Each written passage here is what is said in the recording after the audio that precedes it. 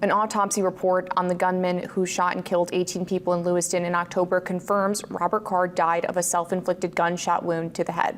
However, the report doesn't make a determination as to what time he died.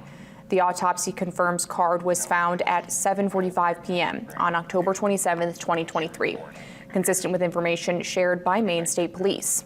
Card's body was found in a trailer at Maine Recycling Corporation in Lisbon, ending a 2-day manhunt. A statement released in November 2023 indicates Card likely died 8 to 12 hours before he was located. However, it's unclear why the final autopsy report obtained by the New York Times and shared with our media partners WMTW does not include that time frame. The Office of the Chief Medical Examiner has declined to answer questions about the report or release it publicly, citing privacy concerns and Maine law. The full autopsy report was shared by Card's family with a New York Times reporter. Additional information about the autopsy and Card's death could become public next week when members of the medical examiner's office are set to testify in front of the commission investigating the shooting.